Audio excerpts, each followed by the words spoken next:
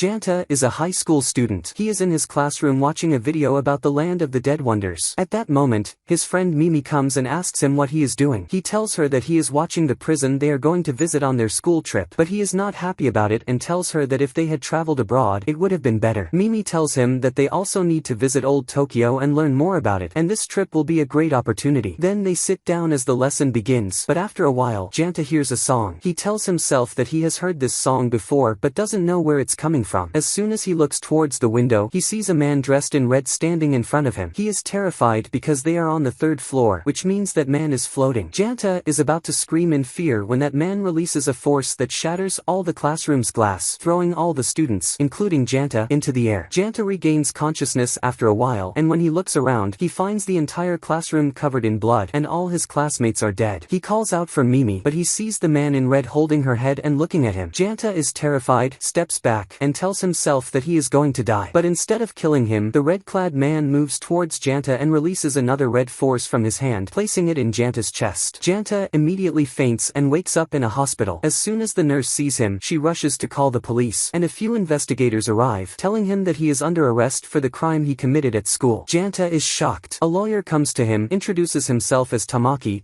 and hands him his card to defend him. At that time, all the media are talking about the horrific incident, saying that a 14-year-old boy is responsible for what happened to his classmates. But Janta keeps denying that he did it, telling the police and everyone that the evil man in red was the one who killed his classmates. To prove it, he tells them that the man also injured him, but when he shows them the wound, he finds nothing. Tamaki tells him that he is just a bit confused because of what happened and reassures him that he will defend him. Janta feels slightly relieved, but not completely, until the time of his trial arrives. He stands before the judge, extremely nervous and scared, and is shocked when the judge sentences him to execution after proving the charge against him. He is stunned by what he hears, and when the police come to take him, he breaks down, shouting that he didn't do it. He tries to escape, but the families of the students who died grab him and start beating him. When the police separate them, Mimi's father steps forward and continues hitting him, asking how he could do that to Mimi. Even when Janta keeps denying it, Mimi's father beats him harder and harder until he pulls out a device displaying Janta's confession to the lawyer. In the video, Janta says that no one will ever suspect him because he is underage and admits that he was behind everything and even hid the murder weapon, speaking with full confidence, sure that he will get away with it. Janta is shocked by this and tells them that this never happened and that he never said such a thing, but no one believes him. Tamaki arrives and tells Janta that someone placed a camera in his office and accidentally leaked the confession video. He says he couldn't do anything and then leaves. Janta is left in shock, unable to understand why all of this is happening to him. But there is no escape, and Janta is taken in a police vehicle to the land of the dead wonders, which contains a prison. This prison is the first and only one in Old Tokyo and is considered a historical site. People come from all over to see it, and they even built an amusement park next to it to make it a full tourist attraction. Upon arriving at the prison, he stands in line with the other prisoners. A policewoman named Makina looks at Janta and says she didn't expect him to look so obedient. She continues talking, explaining a bit about the prison, and tells them that the prison's revenue comes from some shows they put on, where the prisoners are the main performers, attracting people who pay to watch. Each prisoner receives a bag containing most of the necessities for their life in the prison, along with a collar around their neck that has security features and other devices connected to their body for monitoring. While she is talking, a boy pulling a cart filled with prisoners' bags accidentally bumps into Janta, causing him to fall and some of the bags to drop. The boy quickly apologizes, but Makina looks at him and orders him to take out what he stole. The boy insists he didn't steal anything. Without hesitation, Makina draws a sword and severely injures him. The other officers intervene and call for urgent medical help to save him. She then tells the prisoners that there is no escape from death and no way out of the prison. Later, Makina goes to a director in the prison who turns out to be Tamaki. She tells him that the boy named Janta, whom he recommended, will die before his execution is even carried out. She doesn't understand why he is so concerned about him. Tamaki tells her to be patient, and she will understand everything. Meanwhile, Janta is forced to do extremely hard labor, carrying heavy objects. As he works, he starts crying, remembering his dead friends and wishing he had died with them. At that moment, a girl suddenly appears from above, and when Janta sees her, he mistakes her for Mimi because she looks exactly like her. But the girl suddenly grabs something sharp and tries to attack Janta, but he dodges her every time. He asks her why she is doing this, and she tells him that she heard him say he wanted to die, but it seems like he is hesitant and doesn't really want to. He asks her who she is and why she is doing this, and she tells him that her name is Shiro and that they are friends. Janta asks her if they are friends, then why is she trying to kill him? She looks surprised by his question and tells him that he also killed his friends before. But Janta starts crying and tells her that he didn't do it. At that moment, 3 bullying inmates approach him and start mocking him. Shiro steps in, trying to fight them off to protect Janta, but they hit her and knock her to the ground. When Janta tries to defend Shiro, the 3 of them start beating him too. Meanwhile, Tamaki is sitting in his office, reading Janta's files, and recalling his words about the Red Man. He tells himself that Janta has only 2 options, either he dies or falls under his control. Meanwhile, after wishing for death every moment since the incident, Janta decides that he wants to live and take revenge for his friends who were killed. Just then, an explosion occurs, and a large sphere falls from the rooftop toward Janta and Shiro. But suddenly, a strange power emerges from Janta, stopping the sphere from crushing him and Shiro. Meanwhile, something unusual happens in the prison. One of the inmates grabs someone and threatens the guards, saying he will kill him unless they bring him sweets. At that moment, Makina arrives and tells them to stall him for a bit because his points are running out, and in just a few seconds, he will die. Then, we see that his collar only has 3 seconds left. As soon as the time runs out, he actually dies, just as she predicted. Meanwhile, many other inmates are seen eating sweets, and at that moment, we notice that their collars start counting time again. At night, Makina is still awake, working in the prison, monitoring all the inmates' data and cameras. Suddenly, she notices a strange light and doesn't understand its source. She also remembers Tamaki's words about sacrificing 3 death row prisoners for his plan. She is very curious about what is so special about Janta that makes Tamaki so determined to keep him. Meanwhile, Janta is in the prison hospital, and the nurse is treating his wounds from the beating he received from the inmates. She asks him if he has taken his sweets yet, but he doesn't quite understand and asks her what sweets she is talking about and where they are. She tells him that he will find them in the bag he received upon arrival and that they might not taste good at first, but he will get used to them. If he hasn't taken them, he must take them. Janta tells her that he didn't see any sweets in his bag. At that moment, a boy speaks. It's the same boy Makina had struck with her sword. He apologizes to Janta, saying that the sweets must have fallen from his bag when he bumped into him. But Janta tells him not to apologize because he isn't upset with him. On the contrary, he feels bad for what happened to him. He calls Makina very cruel. The boy tells him that if he wants to survive here, he has to follow the prison's rules. Janta asks him about the rules since he doesn't know them. But before the boy can explain, Shiro suddenly appears, startling both of them. She tells Janta to come play with her. He asks her what kind of games they could possibly play in prison. Shiro tells him that there are many games around them that they can play. The boy tells him that she is probably talking about the endurance race held in the afternoon at the prison. It is one of the shows the inmates perform for money. Janta says that he actually heard about these shows from Makina. The boy, whose name is Takami, tells him that this race is especially important because the top finishers will win about 10,000 spikes. Janta tells him that he doesn't understand anything. What are these spikes he's talking about? The boy tells him that spikes are like points, or rather the currency used in the prison. If you don't have them, you can't eat or drink. These points can also make life inside the prison much better, and if saved up, they can even reduce a sentence. Since Janta is very hungry, he tells the boy that he will participate. Shiro gets excited and starts pushing him in excitement to go play quickly. But at that moment, Makina stops him and asks where he is going. Janta tells her that he is going to join the race. She tells him that's fine, but he must read chapter 11 of the prison rules first because it seems like he hasn't read it properly. As soon as Takami hears that Janta is entering the endurance race, he calls an unknown person and reports all of Janta's activities. Then, he also decides to participate in the race with Janta. Janta is surprised to see him join because he was injured and couldn't even stand in the hospital. But Takami tells him that he needs to save up points, so he has to participate. Suddenly, everyone gets scared because someone named Kozoji enters. When the inmates see him, they whisper to each other that they don't want to die yet. They are certain that Kozoji will win the competition. At that moment, Janta tells Takami that he feels like he has seen that man before. Takami tells him that Kozoji was actually famous, but he ended up in prison because a girl rejected him. Kozoji walks up to Janta and tells him that he must be new. Janta confirms, and Kozoji immediately punches him, saying that anyone who sees him must smile, show respect, and kneel before him. He then turns to Takami, saying that he made a mistake this time. He knocks him to the ground and steps hard on his hand while beating him too. He tells all the inmates to withdraw because no one is allowed to surpass him. He will win the points, and that is an order, not advice. Janta mutters under his breath that this guy is crazy. Kozoji hears him and walks up to him, asking what he just said. Janta realizes what's happening and tells himself that he must follow the prison's rules, so he plays along with Kozoji to avoid trouble. But then, Shiro appears, calling out to Janta and saying that she brought him food. However, by accident, she steps on Kozoji's foot. Kozoji stands before her, ready to hit her, but before he can, Makina arrives and slashes a piece of his clothing with her sword to stop him. She tells everyone to get ready and move outside immediately because the competition is about to start. At that moment, Janta takes the rulebook again and continues reading. On the cover page, he reads the most important rule. The inmates have poison running through their veins. That's why they must take an antidote in the form of sweets. If they don't take them every 3 days, they will die. And the price of these sweets is 100 points. That's why Janta must win this time, or else he will die. The race begins, and all the inmates start running. The first obstacle they must pass is the decapitating blades, sharp moving blades they have to pass through. But when Janta runs, he gets cut on his back and falls. He never imagined that these blades were real and could actually wound him, but he confirms it when another inmate is sliced in half by them. Those who panic and run in fear get shot. A huge crowd is gathered, watching the show, cheering loudly. They see the inmates as death row criminals who deserve everything happening to them. The second stage requires Janta to be tied to an elastic rope. He feels anxious and afraid, but Shiro is excited and having fun tying him up herself. They both jump together. Then, he has to run through a barrage of arrows being fired at him. If he fails, he will fall and be electrocuted. He keeps going through all these dangerous games, barely surviving. A few times, Shiro accidentally saves him, thinking she's just playing, while Janta continues struggling through them until he finally reaches the final stage. He feels bitter because this is what he was supposed to see on his school trip with Mimi and his friends. When he reaches the final stage, the only ones left ahead of him are Kozoji and Shiro. One of them has to hold on to a fireball until the end. Both of them run to grab the ball that is thrown in front of them. By chance, Janta is the one who catches it first. Kozoji starts chasing him as the ground beneath them begins to collapse. Kozoji tells Janta that he is going to die anyway since he is already sentenced to execution for killing his friends. Janta finally snaps, frustrated with all the accusations, and throws the fireball directly at Kozoji's face, shouting that he didn't do it and won't die. He will get revenge on the evil man. The ball hits Kozoji, causing him to fall, and at the same time, Shiro catches it. But then, the ground beneath Shiro also collapses. She quickly throws the ball to Janta, but he doesn't care about the ball anymore. Since Shiro has saved him multiple times, now it is his turn to save her. The ball falls to the ground, and no one catches it, meaning no one wins. Janta rescues Shiro, but he is devastated because the next day, he will die since 3 days will have passed without taking the antidote. After the show, Tamaki is in a meeting with very high-ranking figures who are supposed to be well-known. They are extremely upset with him, telling him that what he did was a massacre because he killed many people and forced them to participate in the show even though they were not on death row. They tell him that his actions have become completely unacceptable and he must be held accountable. They will speak to the higher authority, but Tamaki tells them that he is the one in charge here and the other person they are referring to is just a leader in name only. He laughs, completely unconcerned with their words. Meanwhile, Janta goes to eat with Shiro because she invites him. He plays along with her a little, but deep inside, he is very distressed because he is supposed to be executed today since he didn't eat the antidote sweets. The other inmates talk about the insane race that happened yesterday, some relieved that they didn't participate. As for Takami, he is sitting there, upset that he couldn't join because Kozoji stepped on his hand and made his injury worse. He was taken back to the hospital for treatment. Janta then goes to sit alone in his cell and writes a letter to Mimi's father. He writes that today he will be executed, so he is writing this letter because there is no one else he can talk to. He says that he wasn't the one who killed his friends, though he knows that Mimi's father won't believe him. But as Janta's eyes land on the word execution while writing, he suddenly becomes afraid again, feeling anxious. At that moment, Takami enters the cell and tells Janta that they are now cellmates. He then pulls out the antidote sweets from his pocket and tells Janta that he lost his own sweets because of him on his first day in prison, so he is making it up by giving him another one. Janta can't believe it. He immediately grabs the sweets from Takami's hand, telling himself that he won't be executed today. Takami turns his back and smirks, speaking to himself, saying that it's better for Janta not to die today. He worked too hard to get him these sweets, and besides, the benefactor is very attached to him, though he doesn't know why. He then remembers when he was in Tamaki's office, where Tamaki assigned him to report all of Janta's movements and do whatever he asked. As Janta eats the sweet, he finds it tastes so awful that he can barely swallow it. Takami tells him that it does taste terrible, but they should go eat something else now to get rid of the taste. Meanwhile, Tamaki is sitting in his office, which is filled with children's toys. He plays with them until he gets a phone call informing him that something has gone wrong with the system and that the rotten egg has escaped. Tamaki immediately takes the elevator to a secret location where he finds the place destroyed. The staff tells him that there was a breach and they don't know the cause. But Tamaki isn't concerned about anything except that someone he didn't want to escape has now left the secret facility. At the same time, Janta and Takami go to the prison's ice cream vendor. Takami treats Janta and they sit down to eat together. Takami looks at Janta in confusion, wondering how this is the same person accused of killing his friends. Meanwhile, Janta remembers his school days with his friends and feels sad for them. But as soon as the clock strikes midnight, Janta suddenly feels a strange sensation in the spot where the red man had struck him. He struggles to breathe and turns around to see the red man standing atop the giant clock. Suddenly, the moment the red man uses his power, a massive whirlwind erupts, sending everything flying around them. Many people die, and even Takami falls to the ground, injured. Janta asks himself why the red man is here again, feeling that he wants to kill more people just like he did at school. He gets so angry that his rage triggers his power once more. It becomes clear that his power is the same as the red man's. Janta attacks the red man, who is thrown back and disappears from the area. Takami watches everything from hiding, while Tamaki laughs like a madman, unable to process what is happening. But Janta loses consciousness and wakes up in the hospital with Shiro beside him. He initially thinks that everything was just a dream, but unfortunately, it was real. When he looks around at the injured prisoners, he remembers that he used his power and attacked the red man. However, he still doesn't understand what is happening to him. He overhears an inmate talking about the red man, saying that he saw him many years ago and heard that the prison is keeping him in a secret section called Sector Z. Meanwhile, after what happened, Tamaki tells the prison officials that it was a terrorist attack. But Makaina doesn't believe a word he says because she doesn't trust him. She orders her team to declare a state of emergency in the prison and instructs all inmates to return to their cells immediately. She suspects that Janta was behind the attack, but her team doesn't believe her, arguing that Janta is just a kid and couldn't possibly do anything inside the prison. However, she insists that he must have used some kind of unknown weapon and that they need to keep him under surveillance at all times. Takami then goes to Tamaki's office and asks him about Janta, the red man, and the strange power he saw. Tamaki tells him that the red man is known in the prison as the rotten egg and that the prison captured him a long time ago. He is under their custody now, just like Janta. The only difference is that Janta is still clean for now. He refuses to give Takami any more information and places a pile of point cards in front of him, signaling for him to follow orders silently. Meanwhile, Janta runs with Shiro and hears his name being announced in the prison, instructing him to report to the security office immediately. But he keeps running, searching for the secret organization, Zal, to take revenge on the red man as he had heard. However, the doors close in front of him due to the prison's lockdown. Takami finds him and tells him that he should listen to the authorities in the prison if he doesn't want to end up like what Makaina did to him. But Janta tells him that he must find Sector Z to locate the red man and take his revenge. Takami is surprised and tells him that there is no such sector in this prison called Sector Z. He points to a map hanging on the wall, showing that the prison's sectors range from A to W with no Z at all. But then Shiro speaks up, saying that she knows where Sector Z is. This makes Janta very happy, and he eagerly asks her where it is. At that moment, a man appears. Takami tells Janta and Shiro that he is a prison security android and that they must run before they get caught. Shiro leads them through a secret passage in the prison, but the android chases them. Makaina is the one controlling it to capture them. As they escape, Takami manages to disable the android temporarily. However, a larger android appears, attempting to grab Janta, but Shiro attacks it to protect Janta. Suddenly, Makaina loses communication with the android, meaning there are areas in the prison beyond her control. This makes her furious, knowing that Tamaki must have created secret tunnels behind her back. Meanwhile, the android recovers, grabs Shiro, and aims to kill her. Janta desperately tries to help her, but his power doesn't activate until the android is suddenly sliced in half, revealing a mysterious man standing before them. The strange man speaks to the android, saying, "I've finally avenged myself on you," calling the android Micro. But then, he looks at Janta and tells him, "Now we're even." Janta stares in shock because the man in front of him turns out to be the red man, only without his mask. He suddenly recalls everything he did to his friends and rushes at him without thinking, determined to take revenge. But the red man extends sharp spikes from his fingers, unleashing red energy that wounds Janta's arm and leg. Meanwhile, we see a completely different kind of meeting where unknown individuals have replaced their faces with cartoon avatars. They discuss upcoming tournaments and shows, each of them having chosen a prisoner and given them a title. It turns out that Tamaki is the one leading the meeting, but he exits the virtual conference because he has an important call. Two guards approach him and inform him that an emergency has occurred. The Raven has escaped from Sector Z. Back in the prison, the red man tells Janta that if he wants to fight and train before tomorrow's event, he should come at him and not waste time. Janta grabs a stick from the ground and charges at the red man, but he trips and falls while running. The red man conjures red swords from his hands, sharp enough to slice through anything in an instant. He cuts Janta's stick into tiny pieces. Seeing this power, Janta becomes terrified again, just like when he first saw him, and tells himself that he's going to die. But the red man, seeing Janta in this state, tells him not to act this way, reminding him that he is the woodpecker who took out all his friends. He expects expected much more from him, but unfortunately, he is disappointed. At that moment, Janta tries to gather his strength, and out of sheer anger, he manages to activate his power again. He attacks the red man with it. The red man seems slightly affected by Janta's power but then absorbs it and starts laughing. Janta and Takami don't understand why he wasn't hurt. Then, the red man suddenly laughs and tells Janta that he doesn't even know who this red man is or what friends Janta keeps talking about. But he admits that Janta's power isn't bad. That's when Janta realizes that this isn't the same red man, but he is confused because the man before him has the exact same power. He keeps questioning him about how he has the same ability. The man tells him that his name is Senji and that his title is the Raven. Senji, too, is surprised by Janta as he believed that only he and the red man were the only dead men who had this power. Janta, confused, asks him what he means by dead men. Senji tells him that he doesn't understand anything because the prison they are in is called the Land of the Dead Wonders. Then he asks Janta, so in your opinion, who do you think would be imprisoned here? But he doesn't like talking too much and tells Janta to get ready because they are going to continue their fight. He charges at Janta at full speed, his hands filled with blades. But at that moment, Shiro regains consciousness, and as soon as she sees him about to hurt Janta, she rushes forward and strikes him to push him away from her friend. Senji doesn't retaliate against her because, in his eyes, she is just a girl. But suddenly, a large group of guards arrives and tranquilizes both Senji and Janta. They report to Tamaki that everything is under control. However, what surprises them is that the girl they captured doesn't have a registered number in their system. Tamaki is confused but tells them to set her aside for now because she isn't important to him. Meanwhile, when Makina finds out that her android, Micro, was completely destroyed, she becomes furious. She realizes that many things are happening behind her back. She then tells her team that she is going to meet the director herself. One of her subordinates tells her that this is forbidden and against regulations. Anything she wants to report to the director must go through the benefactor first, Tamaki. But Makina tells her that she isn't here to follow rules. She is here to protect the prison's security and she doesn't care if she gets fired. Meanwhile, Shiro and Takami are taken away by the guards. Shiro keeps asking about Janta and the guards tell her that she will see him soon. But Takami asks them about Sector Z and why it is hidden from them. One of the guards tells him that Sector Z is concealed because it is full of extremely dangerous people who need to be completely isolated. Everyone there has committed a certain sin. Takami starts thinking about everything that has happened, the word dead men, the red power, and Sector Z. He wonders what kind of prison this really is. Eventually, they reach a room where the guard enters a secret code, locks them inside, and even takes all of Takami's points before hitting him. Meanwhile, Janta is in a room with Tamaki that resembles an operating room. It's his first time seeing Tamaki inside the prison, and he is confused about his presence, as all he knew about him was that he was his lawyer. Senji, on the other hand, is in another room in the prison hospital where a doctor examines him. She tells him that he has multiple fractures and won't be able to participate in tomorrow's show. She says she will inform the benefactor to cancel the event. But this doesn't sit well with Senji. He tells her that no one can stand in his way or call him weak. Meanwhile, Janta questions Tamaki about why he is here. Tamaki tells him that he is the benefactor of the Land of the Dead Wonders prison and his job is to bring in powerful people like Janta. But his other job, which he loves the most, is falsely accusing people of crimes. Janta then remembers the video where he appeared to confess and realizes that Tamaki was behind it. He becomes furious and tries to activate his power to attack Tamaki, but he is restrained. Tamaki electrocutes him, warning him to speak more respectfully next time. However, one of his guards tells him that if he keeps electrocuting Janta like this, they won't be able to conduct the experiment on him tomorrow. Tamaki then stops the machine. He tells Janta that tomorrow's experiment will be a fight between him and Senji, with a large reward of points and antidote sweets at stake. If Janta follows the rules, Tamaki will allow him to meet the man he is looking for and take his revenge. He tells Janta that this man is in their custody in Sector Z and that they call him the Rotten Egg. If Janta competes in tomorrow's Corpse Carnival, he might get a chance to meet him later. He tells him to prepare well because he will be facing Senji, but not to worry since Senji's muscles aren't the main factor in tomorrow's event. The most important thing for winning is his power. If he loses to Senji, he will die. But Janta remembers Senji's power when he tried to attack him and tells himself that there is no way he could ever defeat him. Meanwhile, Makina goes to see the director as she planned, but two guards stop her, telling her to come back another time because the director is unavailable. She insists on entering, saying that it's an important matter, but they refuse to let her in and warn her that if she steps inside, she will be killed. She has no choice but to leave. As for Takami, he sits there, extremely frustrated about losing the points the guards took from him. He is also annoyed by Shiro, who keeps wandering around the place and asking if there's any way out. He tells her no because even the door they entered through is too strong and won't break easily. She gets upset and is on the verge of tears because she is worried about Janta. Takami tells her that Janta has his strange power and can defend himself, but she cries and tells him that Janta is weak and that she must stay by his side. Meanwhile, while they are locked up, the Corpse Carnival has already started. Janta and Senji enter a cell with a massive audience watching from their homes through screens. As soon as the match is announced, Janta notices that Senji extends sharp spikes from his fingers and wounds himself with them. The moment he does, his swords emerge. That's when Janta understands everything. Every time he was injured, his power activated. This means that blood is what triggers the power, so he also cuts himself to activate his own ability. But instead of attacking Senji, he runs. Everyone assumes he is trying to escape the match, but he actually climbs onto something high and waits for his power to charge. When he is ready, he attacks Senji from a distance, but Senji defends himself and shatters all of Janta's attacks. Janta doesn't know what else to do. He has run out of ideas. At that moment, he starts feeling cold and dizzy. Senji laughs at him, telling him that he must be feeling lightheaded because he has attacked too much and lost too much blood. He won't be able to continue the fight. Tamaki sits there, extremely pleased with what's happening, while the doctor next to him monitors Janta's condition. She tells him that Janta has lost nearly 2 liters of blood and is on the verge of death. Tamaki eagerly waits to see what will happen next. Meanwhile, Senji extracts some of his own blood to strengthen his swords, making them so long that they slice through the tree Janta is standing on, causing him to fall to the ground. Senji continues beating him, and Janta grows exhausted, writhing in pain, unable to resist or defend himself. Senji is so confident that he will die on his own that he leaves him lying there. At that moment, Shiro sits thinking about Janta, talking to Takami, and remembering when she was younger, playing with Janta. She recalls a time when he fell to the ground and couldn't get up from the pain, but he kept pushing himself until he managed to stand again, forcing himself to continue playing with her. The same thing happens now. Janta refuses to give up. He grabs onto Senji, determined to keep fighting because he doesn't want to die before avenging himself on the red man. Janta then cuts a rope holding a massive ball above them, making it fall onto Senji. Senji assumes that this is the best Janta can do, so he easily destroys the ball. But the moment he does and gets distracted by it, Janta launches an attack, using his power to strike directly at Senji's chest, the source of the red energy. Senji collapses to the ground. Meanwhile, Shiro and Takami manage to escape from where they were imprisoned. Takami approaches an inmate and asks him if he made progress on what they had discussed. The inmate tells him that he knows the location of the girl Takami has been searching for. She is most likely underground. Takami realizes that she must be in Sector Z. He asks if there's any way he can reach her. The inmate tells him that it will cost him more points. Later, we see Takami and Shiro near Sector Z, and he whispers to her about certain things she needs to do. Meanwhile, Janta has won the fight and receives the antidote sweets, along with several rewards and many points. He remembers when he knocked Senji down. At that moment, Senji respected him, and after Janta won the fight, they became friends. But then, a video appears on the screen in Janta's room. It shows Senji tied up while the doctor is there. She tells him that they are about to play the penalty game. She places a device in front of him and starts spinning it. Senji yells for her to stop. When the device stops, 3 eyes appear on the screen. They halt the game, and the doctor walks up to Senji and begins removing his right eye. Janta watches in shock, unable to believe that they don't just execute losing fighters, they also harvest their organs. But just as the doctor is about to remove his eye, the lights suddenly go out. It turns out that Shiro is inside the prison's control room, fighting off guards and disrupting the system, which causes the blackout. Takami reports her actions to the authorities so that they will focus on capturing her while he continues his mission. He ensures that they arrest her instead of him. But at that moment, a huge explosion occurs, shocking Takami as he sees Shiro walking out, surrounded by the bodies of guards flying around her, blood everywhere. She looks at him and says, "The song has stopped." She collapses to the ground, and the same guards from the director arrive. They see Takami but ignore him, picking up Shiro and walking away. Meanwhile, the guards who took Takami's point cards go to use them for shopping but are shocked to find that the cards contain over 90 million points. They are baffled, wondering how he managed to accumulate such a massive number of points on his own. As for Takami, he continues searching for Sector Z, remembering what happened with Shiro, but tells himself that he is staying out of it. He needs to focus on his mission and find Mina. Janta is still sitting in his room, deeply saddened by what happened to Senji. He tells himself that he still doesn't understand anything about this prison and probably never will. Just then, he hears a girl talking to someone named Masa, begging him not to eat her flowers because they are very precious to her. But Masa insists he is hungry and wants to eat anything in front of him. Janta steps out and hands him his own food, telling him to eat that instead of the girl's flowers. But Masa eats the entire meal, including the plates and tray, then asks for more. The girl quickly pulls Janta away before Masa eats her flowers and takes him to her room, which is filled with flowers of all kinds. The sight of the room captivates Janta. The girl turns out to already know who Janta is. She introduces herself as Mina and apologizes for making him sacrifice his food for her, but he tells her that he hasn't had an appetite since yesterday and wouldn't have eaten it anyway. She assumes that he must have seen the side event of the tournament, which explains his lack of appetite. He tells her that he has, and that this place is horrific. He can't stand being here for even 2 days. She also looks upset, saying that she wishes they would stop what they're doing because it deeply hurts her and everyone else. She then shows him the scars on her body, explaining that her father used to beat her after their mother died in the red hole. One day, he beat her so badly that she bled profusely. In that moment, her blood power, called the Red Force, activated unintentionally and she ended up killing her father. She was then sentenced and imprisoned here, but her brother never believed that his sister, whom he saw as just a child, could do such a thing. He was convinced she was innocent and imprisoned by mistake. The only thing that truly breaks her heart is her brother, and she starts crying. Janta tells her not to cry because he is planning to escape and will take her with him. He promises to protect her so that she never has to use her blood power again or hurt anyone. He grabs her hand, and they run away. But just then, the guards arrive and demand to know what they are doing outside their rooms, reminding them that they need to conserve their energy for tomorrow's Corpse Carnival. Mina bursts into tears because her upcoming fight will be against Janta. Janta, who had no idea, is shocked when she tells him that they will have to fight each other tomorrow. Meanwhile, Tamaki is in his office, speaking to an unknown high-ranking figure who is one of the sponsors of his shows. The mysterious man is surprised that another Corpse Carnival is happening so soon after what happened last time. He is frustrated with Tamaki's reckless management of the events, but Tamaki doesn't care and tells him to just watch and enjoy. He should stay quiet and focus on his profits and investments. The second fight begins, and Janta and Mina enter the arena. But the moment the battle starts, Janta is wounded on his arm and leg. Mina's entire personality shifts, turning 180 degrees. Instead of the sweet, innocent girl she seemed to be, she becomes completely unhinged and ruthless. Her weapon is invisible, and she tells Janta that she is going to finish him off. It turns out that everything she did before was an act. She just wanted to have fun playing with Janta. Janta becomes furious and channels all his rage into his power, attacking Mina with full force. But suddenly, a voice yells at Janta, asking him what he is doing to his sister. The voice comes from one of the guards. When he removes his mask, it turns out to be Takami. He is devastated to discover that his sister also has blood power, but he reassures her not to worry. He will buy her freedom with the points he has. The guards move in to take him away, but Tamaki intervenes, instructing them to leave Takami alone because the audience will love the dramatic turn of events. The more they enjoy the show, the more tournaments they will demand, and they won't complain about them anymore. The guards open the arena's doors, allowing Takami to enter. Mina reverts to her kind persona, shocked that her brother went to prison just to free her. Janta is also stunned to learn that Mina is Takami's sister. Takami, in turn, is furious at Janta for trying to hurt his sister. Janta tries to explain that Mina was the one who deceived him first, but Takami doesn't believe him because Mina starts acting sweet again. She tells her brother that Janta tricked her into thinking he was her friend just so he could win the fight. She calls herself stupid for falling into his trap. Janta becomes enraged at her behavior and gathers his power to attack her again. But this time, Takami steps in and stops him, shielding his sister. Mina stands behind him, taunting Janta, knowing he can't hit her. Takami tells his sister that she really did kill their father, but reassures her that he will do whatever it takes to get her out and protect her. His view of her hasn't changed, but Mina starts shifting again, speaking to her brother with cruel words. She tells him that she doesn't want to see anything but despair. It's the only thing that excites her in battle. She suddenly restrains her brother and starts beating him just for her own enjoyment. Janta calls out to her, telling her to stop because she is hurting her own brother. But Mina laughs at him, telling him that Takami isn't really his friend, no matter what he thinks. She asks Janta if Takami ever bumped into him, dropped something near him, or took something from him. That's when Janta remembers their first meeting and realizes that's exactly what happened. He finally understands that it was all part of Takami's plan to get close to him and use him. But even after realizing the truth, Janta tells Mina that, in the end, Takami did everything for her sake. Even if he stole from Janta, he had a purpose. If Janta were in his place, he would have done the same. He then struggles with what to do next. How can he fight her when she is holding Takami? Any attack on her would hit him too. But at that moment, Takami starts talking to her again to distract her. He reminds her of their mother, who died in the red hole. But she tells him to shut up, saying that on the day of the incident, their mother abandoned her to die while she ran away, taking her favorite flowers with her to save herself. While she is distracted talking to Takami, Janta suddenly attacks her. She drops Takami, but instead of retaliating, she becomes even more furious and restrains Janta.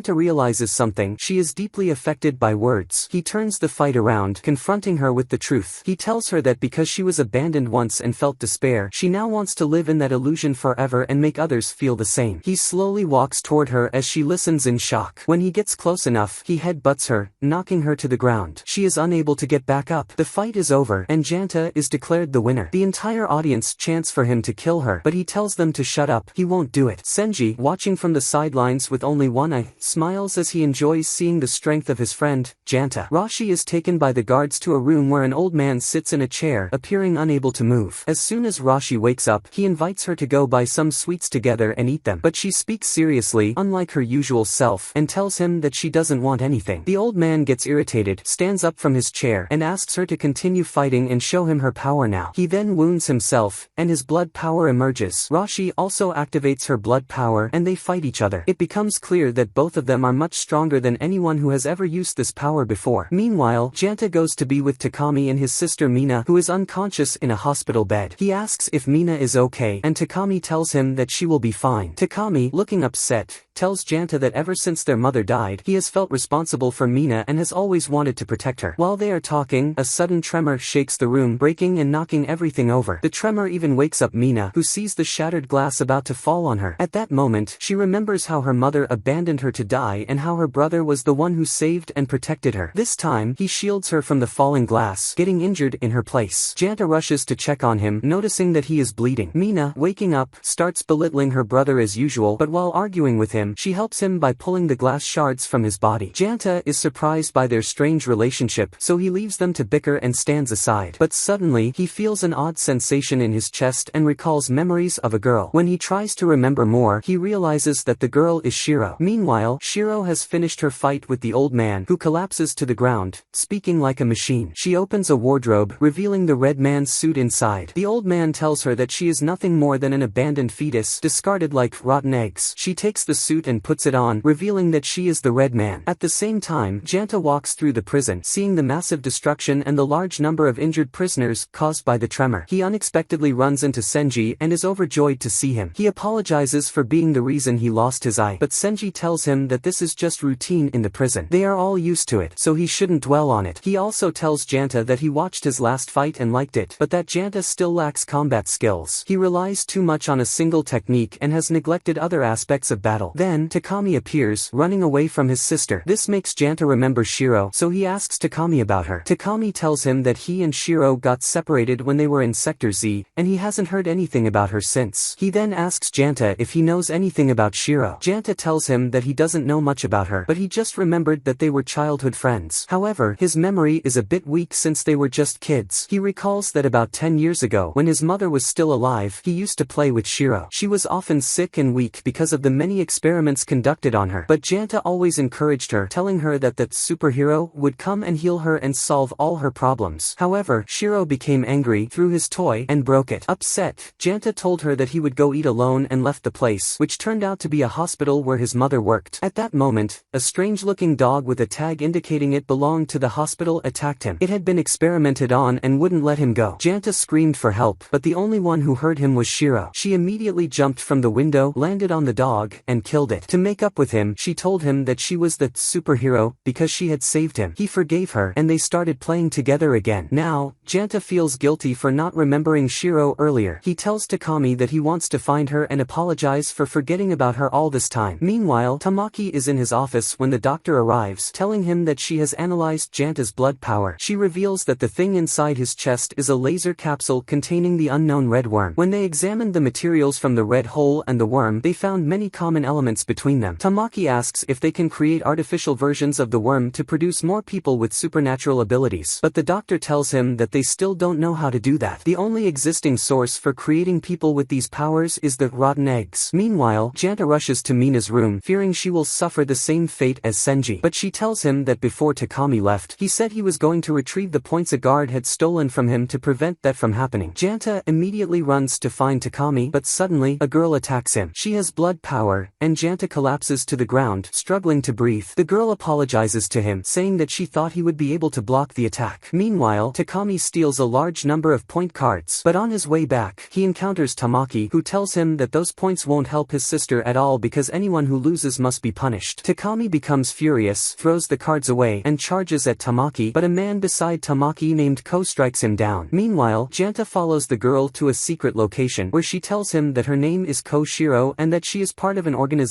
called the Freedom Organization. Another person named Nagi enters and speaks to Janta. Nagi tells Janta that he needs his help to join them in overthrowing the corrupt system running the prison and removing its leaders, including Tamaki. But Janta tells them that he doesn't have time for that. He has to save his friend right now. They tell him to wait a moment and turn on the television. He then sees Mina strapped to a chair, just like Senji was. The machine in front of her is about to start, and the organ it selects will be removed from her body. However, the doctor is shocked when the machine selects hair, an option that shouldn't even exist. The moment it happens, everyone in the room celebrates. Janta realizes that Nagi and Ko Shiro were the ones who altered the selections. He really likes their ideas. But before he can respond to them, another man named Ko enters, holding Takami. He throws him onto the ground and destroys the entire place they were in. But suddenly, Shiro appears and strikes Ko, telling Janta that the superhero has arrived to save them. Janta is overjoyed to see her, but Takami tells himself that the real monster has finally appeared. Ko tells them that he will withdraw this time because his show is over, but he will return next time to continue their performance. After that, everyone sits down. Janta is frustrated because his power didn't activate this time, and he doesn't understand why. Meanwhile, Shiro brings a type of candy that both of them love. He asks her where she got it since nothing around them sells it, but she tells him that every time she falls, she finds it. He doesn't understand what she means and doesn't think much of it. Then, another person named Ro enters, holding a chip. Nagi is thrilled because Ro has completed the mission he was assigned. Nagi takes them all to another location where many of his followers are gathered and tells Janta that Ro was the one who saved Mina today and successfully carried out his mission. Janta thanks him and follows Nagi to a small restaurant they have set up. Nagi asks Janta if he wants to eat or drink anything. Shiro excitedly says that she wants a lot of sweets. Nagi gets her whatever she wants, and after she finishes eating, they all sit down for a meeting. Meanwhile, Makina makes a secret agreement with a member of her team to conduct a covert inspection of the prison. During the meeting, Nagi tells them that they need to devise a plan to free all the dead men prisoners from the prison, but their biggest obstacle will be the Undertakers. Janta asks who the Undertakers are. They explain that they are also called the anti-deadmen. They follow Tamaki's orders and prevent dead men from escaping. Ko is one of them. Janta asks if the Undertakers have anything to do with his blood power failing to activate. The group looks surprised and starts questioning whether the Undertakers have developed a new form of defense. They grow tense. However, Nagi plays the surveillance footage of Ko's attack on them. In the video, Janta's blood power appears to be working normally, but Ko countered it, making it seem ineffective. Everyone laughs at Janta and mocks him, but deep down, Janta is 100% certain that his power didn't activate. He is confused as to why it appears to be working in the video. As Ro passes by him, he tells the others that he knew Janta would be useless to them and wouldn't be up to the task, which is why he doesn't trust him. Janta becomes furious and tells them that he doesn't trust them either. Besides, he never agreed to join their group and never will. He takes Shiro and leaves. Janta then goes to Senji and asks him about the Undertakers, whether their blood power really doesn't work against them. Senji asks if Janta has fought any of them before. Janta tells him that he has. Senji gets annoyed with Janta, complaining that Janta gets all the exciting, action-packed fights for himself. Janta tells him that it all happened suddenly and wasn't planned. He then asks if Senji knows anything about Nagi. Senji says that he does and tells Janta that 2 years ago, the prison killed Nagi's wife because she had to fight in a Corpse Carnival match against him. But Nagi intentionally lost to his wife on purpose. As a result, he took the punishment instead, and they cut his vocal cords. However, Tamaki didn't let it go because, to him, Nagi had rigged the game. So, he punished his wife as well by having her executed. Ever since then, Nagi has been tormented by her death and wants revenge. Senji believes that Nagi now has artificial vocal cords which allow him to speak. That's all he knows about him. Janta leaves, feeling bad for Nagi, but when he returns to his room, he finds Nagi there, playing with Shiro. Janta apologizes for how he spoke to him earlier that morning. He also tells him that he knows about his wife and assumes that he is doing all this to take revenge. But Nagi surprises him by saying that he isn't doing this for revenge. Janta is completely baffled and keeps questioning why. Even after Nagi leaves, Janta remains confused as to why Nagi doesn't seek revenge the way he wants revenge on the Red Man. Meanwhile, Ko is in his room playing his guitar. A little girl tells him to lower the volume because she can't concentrate on what she's doing. Ko gets up, and a guard arrives, handing him something. Ko takes it while Ro stands nearby. Janta later returns to Nagi and his group and apologizes for his behavior the previous day. He asks if they can start over. Everyone welcomes him back. But just then, Shiro runs up to him. As soon as he sees her, he tells her to go back to her room before anyone notices her. But she refuses. He promises her that if she returns to her room and waits until they execute their plan and escape from the prison, he will take her to the amusement park like she always wanted. Excited, she happily runs back to her room. Nagi starts the meeting and tells everyone that they have obtained a highly important chip. Their mission is to broadcast the contents of this chip to the world. It contains damning information about Tamaki and everything happening inside the prison. This information is powerful enough to shut the entire facility down. They review their plan. The first step is to disable Sector Z's security field. Then, they will use the elevators, and 5 minutes before escaping, they will activate the alarm system. After going over every detail of the plan, they head out to execute it. They successfully disable the security field and the surveillance cameras. Moving as one unit, they follow the plan. However, as chaos erupts in the prison, the android, Micro, is released and attacks Nagi and his group.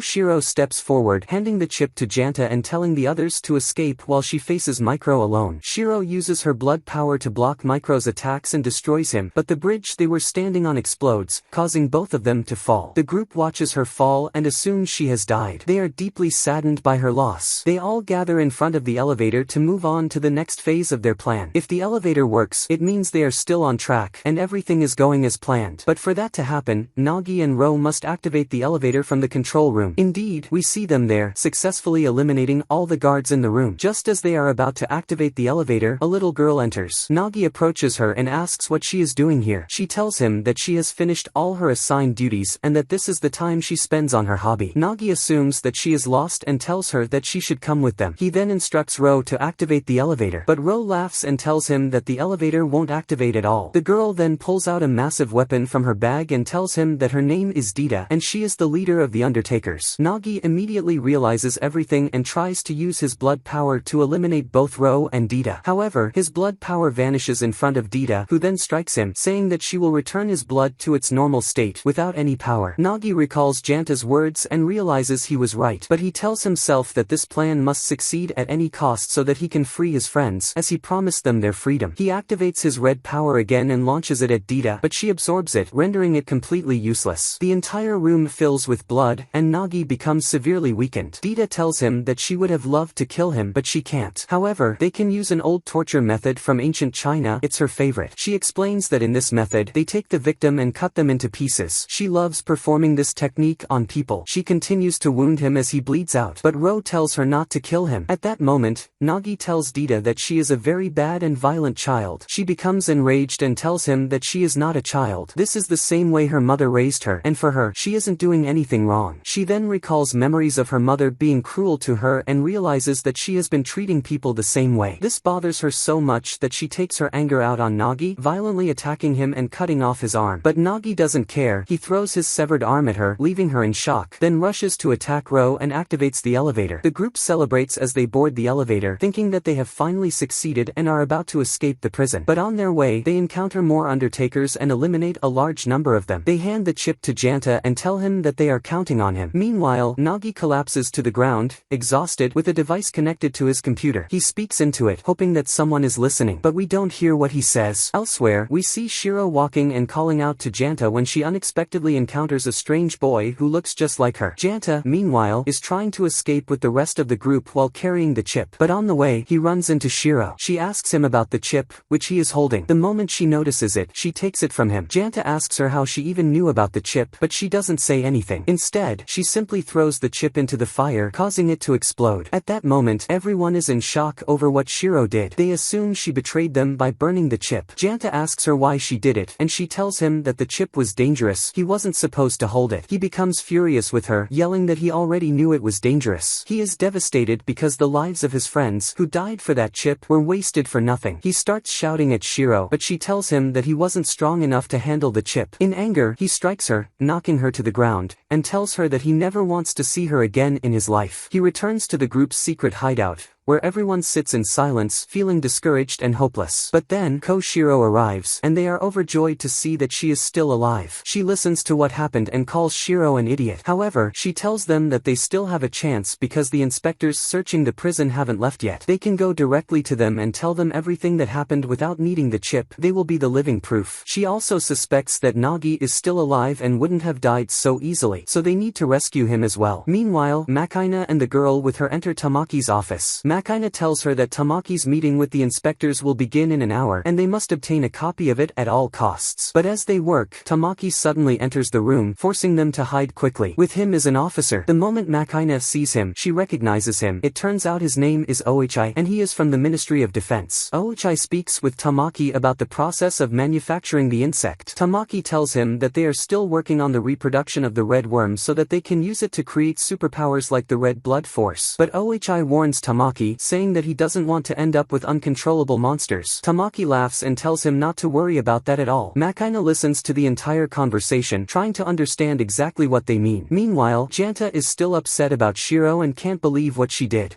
Shiro tells them that they need another fighter with special abilities to help them. Janta tells them that he will fight, even if it costs him his life, to make up for the people who died because of him. But Shiro tells him that they need someone with more experience in fighting the Undertakers and apologizes to him for putting him in this situation in the first place. One of them suggests bringing in the Superbird. It turns out that the Superbird is the boy Shiro met by chance, the one who looked just like her. But at that moment, Ro enters, and everyone is thrilled that he is still alive. They ask him about Nagi. However, Ro is furious at them and asks who ruined his plan. They don't understand what he means, so he repeats the question, demanding to know who figured out that the chip was actually a bomb that would have killed them all. Everyone is stunned. Ro scoffs at them, saying they aren't even smart enough to have uncovered his plan and ruined it. But Janta, at that moment, is thinking about something else entirely. He realizes that he wronged Shiro. By destroying the chip, she actually saved them from the bomb that would have burned them all. Meanwhile, Ko has captured Nagi and tells him that he has been searching for him for 2 years to make him join them. But Nagi tells him that he's dreaming. He would never join the group that killed his wife. Ko laughs at him and injects him with a syringe, making Nagi lose awareness. Ro then summons the remaining Undertakers, surrounding the group's hideout. He forces Janta to stand before him for a fight. At the same time, Shiro walks away, upset with Janta. She remembers meeting the boy, who told her that he heard the computer say the chip was a bomb. That's why she rushed to get rid of it. Now, she doesn't understand what she did wrong. She tells herself that she will forget about Janta completely. She calls for the old man, who turns out to be her grandfather, to eat sweets with her, just as they always did instead of eating them with Janta. But then, she is shocked to find the old man dead, lying in a dark corner of the room. When he doesn't respond, she sits alone, eating the sweets while crying. Meanwhile, Janta stands in shock as Ro brings forward 2 terrifying Undertakers and announces that they will be executing Janta today. Janta is so scared by their appearance that he starts trembling. But at that moment, Senji arrives just in time. Everyone had forgotten about him. He tells Janta that next time, if he finds such an exciting and intense battle, he shouldn't forget to invite him. Senji then swiftly takes down the 2 Undertakers that Janta was afraid of. The rest of the group takes advantage of the chaos and attacks the remaining guards. A massive fight breaks out, and those who manage to escape the Undertakers flee. Everyone thanks Senji for what he did and begs him to join them in carrying out their plan together. But Senji tells them that the world outside isn't much different from this prison. In fact, this prison is better because everyone here knows their beginning and their end. If they are weak, they shouldn't have pretended to be brave and gotten themselves into something they couldn't handle. These words deeply wound Janta because they remind him of what Shiro told him, that he was weak. He starts to believe that she was right. Senji leaves, refusing to join them. Meanwhile, Ko continues to torture Nagi,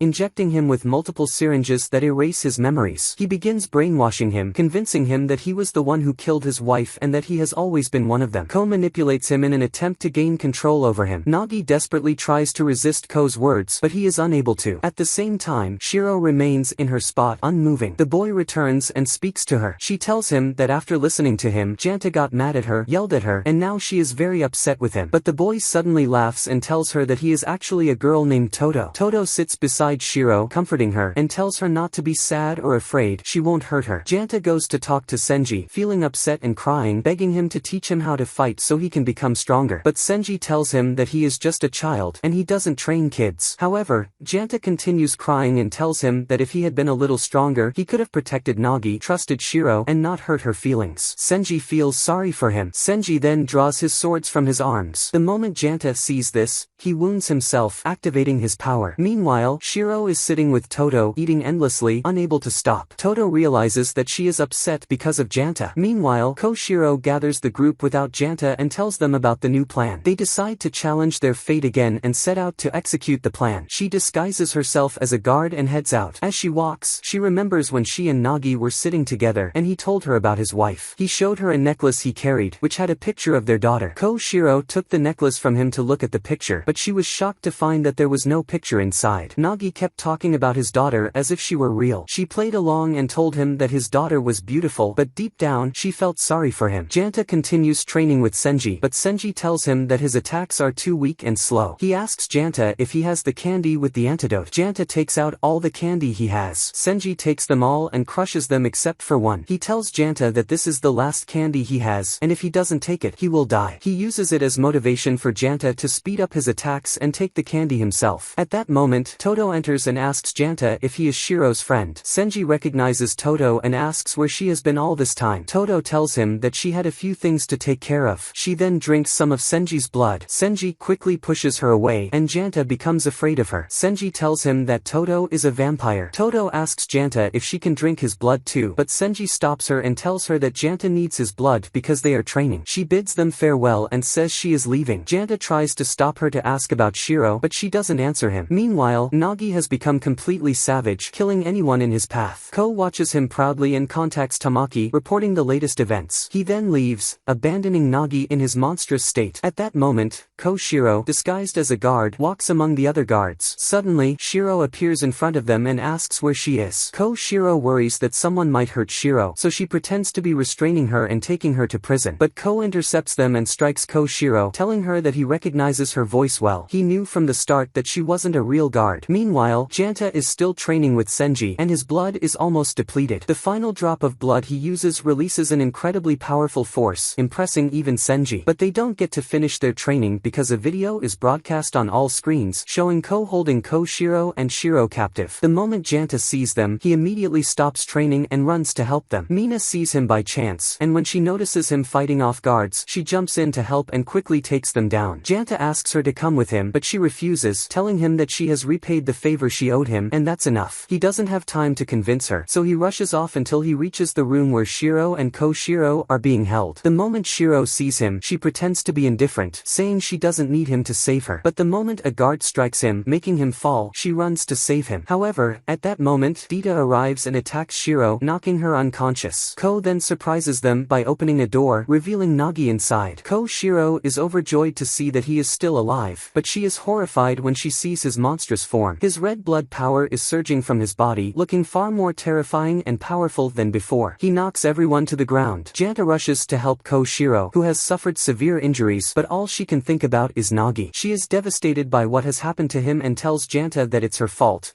She failed to save Nagi and get him out of the situation he's in. When Nagi moves toward Shiro to attack her, Janta stands in front of him, taking all the hits instead. Nagi strikes him angrily, hating his life and resenting everyone for still being alive, believing they have never lost anything precious. Janta speaks to Nagi, telling him that he, too, lost all his friends, but Nagi was the one who once told him that there was no time for revenge, so why is he doing this now? Nagi, still not fully conscious, says that he lost the most precious thing in his life, his only daughter. Janta tells him that he's just a child and could never understand the pain he's going through. But the only thing he can tell him is that there is still hope if he follows the light that will lead him out of the darkness he's trapped in. He just has to look ahead to find it. At that moment, Nagi starts to regain some awareness, hearing the sound of the bell hanging from Koshiro's neck, reminding him of all the moments he spent with his team. Janta brings him back even more when he tells him that he, too, has done many foolish and terrible things, but at least now he is making up for them by protecting his closest friends. He glances at Shiro, but then he collapses as his body becomes paralyzed. He tries to remember the last time he ate the candy with the antidote, but he can't, it was too long ago. His collar starts emitting a sound. Koshiro slaps Nagi to wake him up, telling him that he is their leader, and he cannot act like this because he is their role model. Slowly, Nagi starts returning to his senses. Koshiro is so relieved that she begins to cry as she sees him regaining his mind. He too remembers his friends who have stood by him all this time, realizing that they are his light and hope. But at that moment, everyone is shocked as Ko suddenly kills Koshiro right in front of them. They all break down, unable to control themselves, except for Janta. Though he is on the verge of death and unable to move, he summons his power and attacks Ko. For the first time, his strength is overwhelming and Ko is unable to absorb it. But then Ko starts laughing maniacally. He tells Nagi that Koshiro loved him and that fact irritated him because he hates love stories, sacrifices,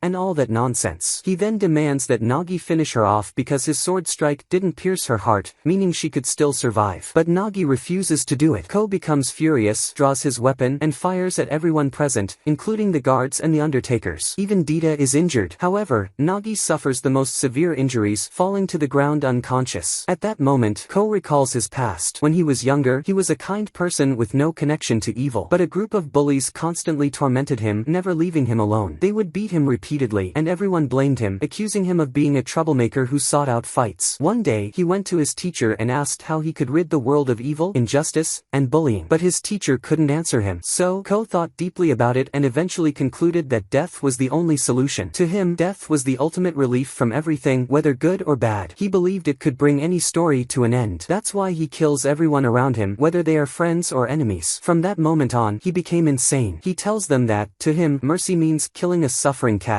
just like he plans to do with them. Janta thinks about everyone around him and those who have died. He feels deeply frustrated with himself for being unable to do anything for them. At the same time, he is in terrible pain from not taking the antidote. This time, Shiro stands in front of Ko to stop him from harming Janta, but Janta pushes her away to keep her from getting hurt. He tells Ko, full of rage, that he will end his suffering himself. For the first time, Janta unleashes his blood power in an extraordinary way, so powerful that Ko is completely obliterated, leaving no trace of him. Afterward, they rush to Nagi, who is also dying. Nagi hands Janta his last piece of candy and tells him to eat it because he still has light and hope ahead of him. He must live. As for Nagi, it is too late for him. He has no time left. Then, he dies, and everyone cries over him. Janta eats the candy while sobbing. Meanwhile, Shiro looks toward the amusement park from where she is standing because Janta's power has blown up part of the prison, revealing it. She excitedly tells Janta that they should go up and play some games. But Janta tells her that he can't leave his friends behind. He will stay and won't play. The next day, the two of them sit on the prison rooftop looking out at the amusement park from above. Shiro hums the childhood song that the two of them love, the one they created together. Suddenly, Janta tells her that he has heard that song before and doesn't want her to sing it again. It reminds him of terrible events, because the red man was singing it before he killed his friends. But then, he has a moment of realization and asks himself, how did the red man know their song?